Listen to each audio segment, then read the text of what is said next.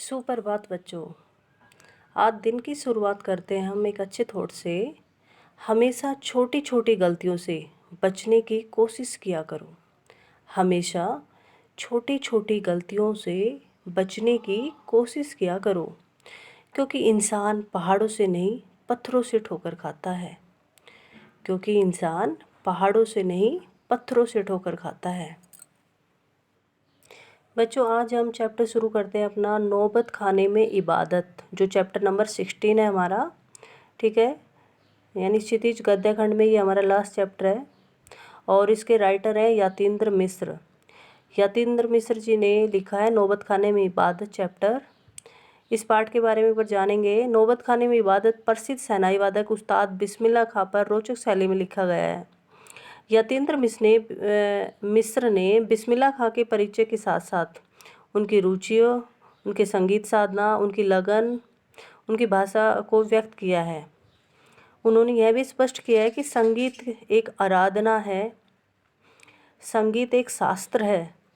केवल इससे परिचय प्राप्त नहीं है, बल्कि इसे पूर्ण रूप से पाने के लिए उसका अभ्यास, गुरु शिष्य परंपरा, पूर्ण तन्मयता, धैर्य और मंथन भी जरूरी है। ठीक है बच्चों, अब शुरू करते हैं हम अपना चैप्टर नौबत खाने में इबादत।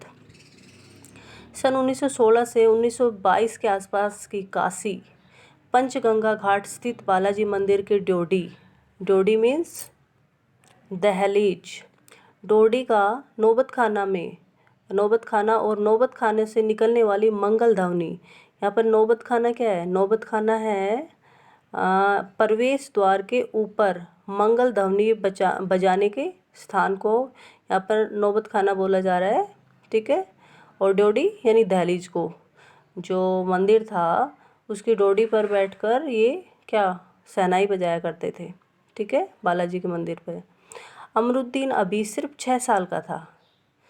अमरुद्दीन कौन है यहाँ पर? बात किसकी हो रही है यहाँ पर? यहाँ पर बात हो रही है बिस्मिल्लाह खान की। बिस्मिल्लाह खान का बचपन का नाम था अमरुद्दीन, अभी सिर्फ 6 साल का है, और बड़ा भाई शमसुद्दीन 9 साल का।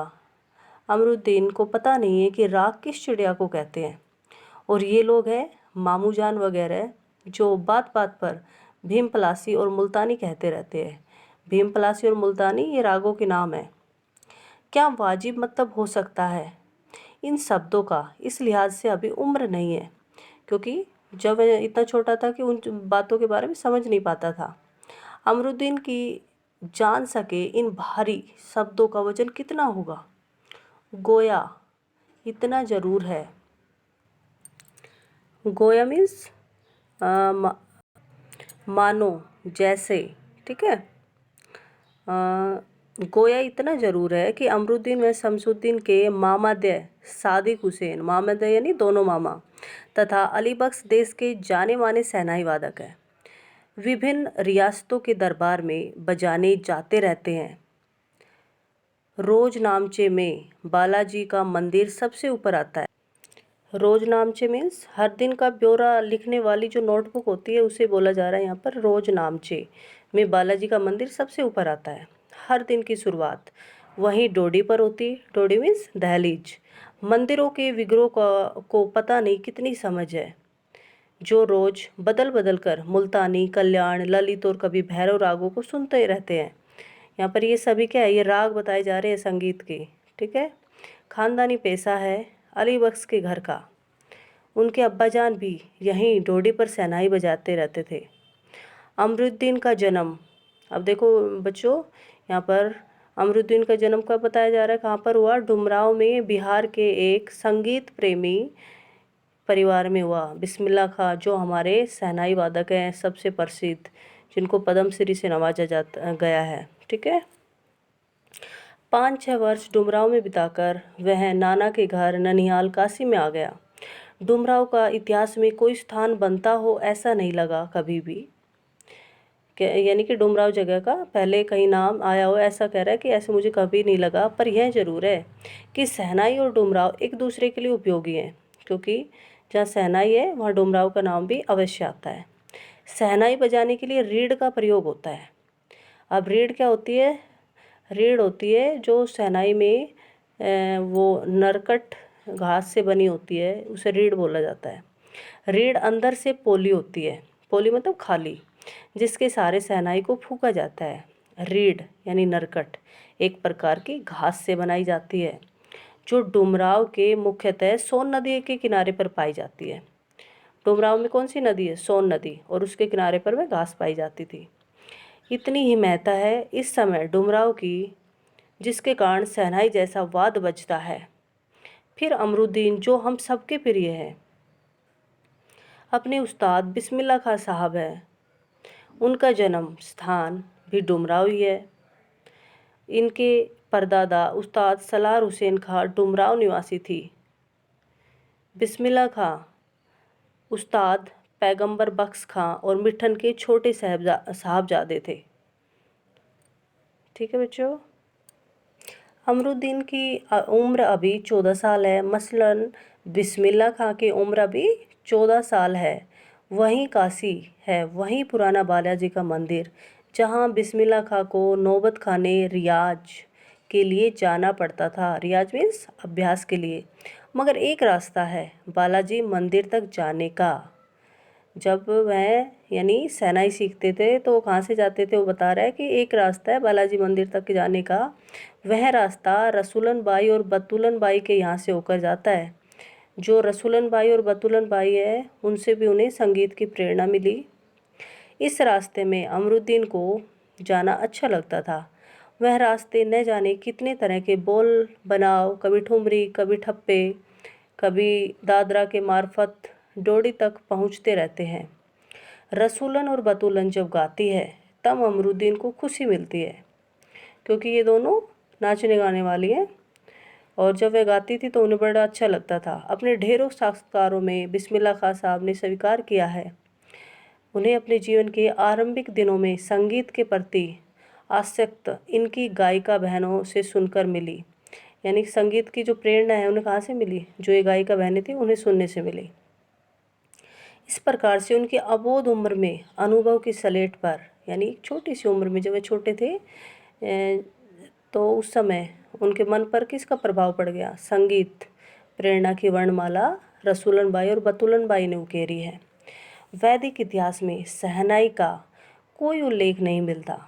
इस संगीत शास्त्र अंतर्गत सुशिरवादों में गिना जाता है। अब सुशिरवाद क्या है? जो शहनाई में सबसे सर्वश्रेष्ठ माना जाता है। यानी सुशिरवाद होते हैं जो फूंक से बजाए जाने वाले वाद्य यंत्र। अरब देश में फूंक कर बजाए जाने वाले वाद्य, जिसमें नाड़ी, नरकट या रीढ़ होती है और नय बोलते हैं उसे। और अरब देश में क्या बोला जाता है? इसको नय बोला जाता है शहनाई को। शहनाई को साहनय अर्थात सुशिरवादों में शाह की उपाधि मिली है, क्योंकि शाह मतलब कि सबसे ऊपर जो उपाधि है, जितनी भी जो फूंक कर बजाए जाने वाले वाद्य यंत्र है, सबसे ज़्यादा ऊपर वाली पदवी किसे मिली? शहनाई को। 16वीं शताब्दी के उत्तरार्ध में तानसेन के द्वारा रची बंदिश, जो संगीत राग कल्पद्रुम से प्राप्त होती है, में शहनाई, मुरली, वंशी, श्रृंगी, मूर्छंग आदि का वर्णन आया है। ये सभी क्या हैं? ये सभी फूंक मारकर बजाए जाने वाले यंत्र हैं। अवधी पारंपरिक लोकगीतों एवं चैती में शहनाई का उल्लेख बार बार मिलता है। यहाँ पर दिया गया है कि लोकगीतों एवं चैती में शहनाई, जिस तरह से लोकगीत गाए जाते हैं उसी तरह चैती भी गाई जाती है, कि उसका उल्लेख बार बार मिलता है।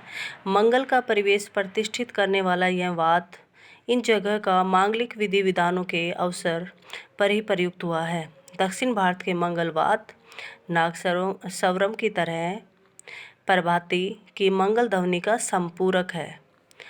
यहाँ पर क्या बताया जा रहा है कि जब कोई भी अच्छा कार्य हो, शुभ कार्य हो, तो उस पर क्या बजाई जाती है? शहनाई बजाई जाती है। और दक्षिण भारत में इसको क्या बोला जाता है? नागस्वरम शहनाई को। ठीक है। प्रभाती मीन्स सुबह सवेरे यह बजती है मंगल ध्वनि। दक्षिण भारत में शहनाई की इसी मंगल ध्वनि के नायक बिस्मिल्लाह खां साहब अब 80 वर्ष के सुर मांग रहे हैं, 80 वर्ष से, जो कि मंगल ध्वनि के क्या है? नायक हैं। सच्चे सुर की नेमत, यानी वो हमेशा भगवान से क्या मांगते हैं कि हे भगवान कि मेरा सुर जो है वो कभी ना फटे। ठीक है। 80 बरस की 5 वक्त वाली नमाज इसी सुर को पाने की प्रार्थना में खर्च हो जाती है। लाखों सजदे इसी सच्चे सुर को इबादत में खुदा के आगे झुकते हैं। वे नमाज के बाद सजदे में गिड़गिड़ाते हैं, यानी भगवान से प्रार्थना करते हुए क्या कहते हैं, मेरे मालिक एक सुर बख्श दे, सुर में वह तासीर पैदा कर दे कि आंखों के सच्चे मोती की तरह अनगढ़ आंसू निकल आए कि जब कोई मेरी सहनाई सुने तो वह मंत्रमुग्ध हो जाए। उनका यकीन है कभी खुदा यूं ही उन पर मेहरबान होगा और अपनी झोली का सुर का फल निकाल कर उनकी ओर उछालेगा और फिर कहेगा, ले जा अमरुद्दीन, इसको खा ले और कर अपनी मुराद पूरी। ठीक है बच्चों, आज के लिए इतना ही, आगे कल पढ़ेंगे। धन्यवाद।